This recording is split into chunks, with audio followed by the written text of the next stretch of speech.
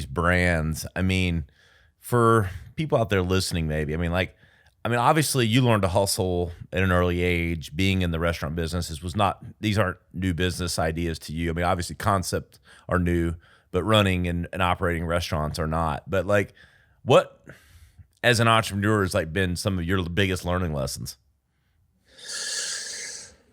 Oh, you know, Is that uh, a where to start, or is that yeah, yeah, a? no, well, my big learning, in the business is, and it serves me right. I'd say I'm a pretty successful guy. I'm not, in retirement mode or like banking, but I've always been able to remain authentically myself throughout the process for the most part. Um, on who I am. And people always say, "Hey, Spike, you have a fantastic brand. Who works on it with you?" Or Spike, you this that. And it's all I've always really giggled about it. And now that my wife, since we've been together, she always like she sees it too, and she's like, "It's so funny. You're so right." She's like, "I've never worked or had like a session where I sat at a table and said, 'What is my brand?'" Like Right. I've never and that was just me. I'm not saying that's wrong. Like people, if you want to do that, go ahead, do that. But I've never sat and been like, what's the Spike brand? Like, what are we representing? Like, what does it define? I've just always been able to get involved in projects that felt right for me at that given time.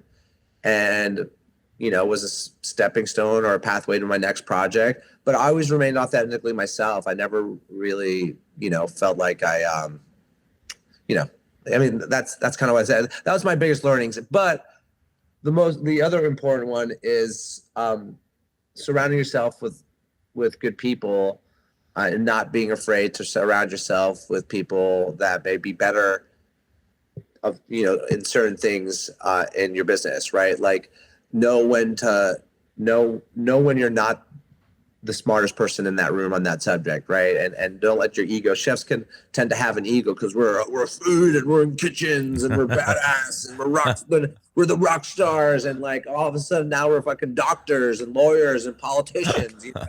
Uh, um, but the truth is like I found that my approach has been really great because I love propping others up in that support our what we do here. Like it's there's a great team behind me and I have like 2-3 guys that have been with me for 15-16 years, and I think it's really telling because we've all had such a good time in our lives for the last 15 years. We've gotten to travel around the world. We've gotten to eat delicious food. We've all gotten to come up with really great concepts. Yes, I'm the face. I get that, but I pay. There's a lot of work that goes into being the face, but there's also a lot of work that goes into setting up the kitchen and the recipes and the training and all that kind of stuff that I don't do.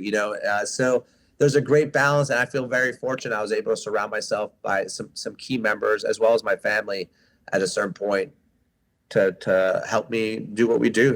Like that's what it is. So it's always, don't take it all on yourself or think it's doesn't exist without you, because it sure can. So How have you built, as you've built these companies and, I get like running the day to day of restaurants, one thing, building that team, but like, yeah, but your core team, like around you, yeah. like how did you go about that process as your personal brand and obviously your restaurants and other things and book and everything like that? I mean, what was that process? How did you go about building your team?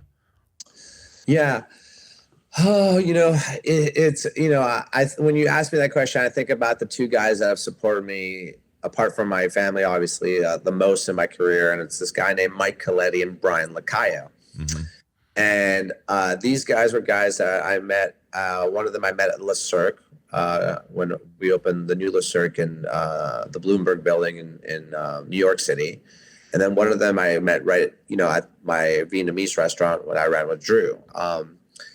And, through thick and thin, like these guys, me, we're not perfect. We made mistakes along the way many times, but loyalty and just being a good human and knowing that we're not perfect, I think has paid dividends in my life, because it's hard to build that these days, to have people that are around you that are loyal, right? And like those do or die people in your life, like you just don't get that right now that much. And I think you got to be really patient with it, right? And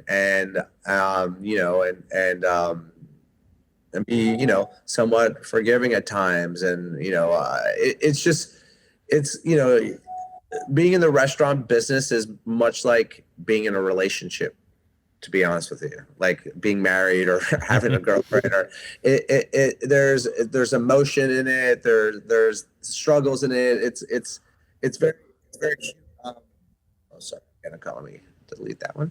But yeah, I mean, that's but listen, I have fallen flat on my face a million times in this business. Like, like if people think like, oh my God, how's this guy like just, has had a pretty good career, pretty consistent, keeps pushing it. Well, man, it comes from a lot of, falling flat on my face, learning the hard way. Like, I go back to the days that I got trained in France. I was like one American chef, like out of 60 French chefs. And I got like humiliated every day for 3 months, like before they started respecting me at all. Like, like that builds grit in your life, right? Like that, like lets you know that like you got a lot to learn out there. And I never took the easy path, really. So it just, I don't know.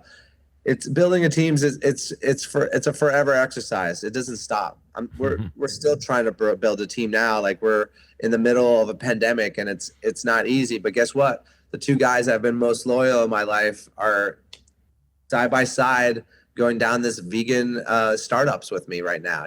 So it's a place we never think we'd be. So, hey guys, thanks so much for watching the video. Don't forget to like, share, and subscribe. And of course, check out one of these other clips for all the latest tips and insights. We'll see you next time.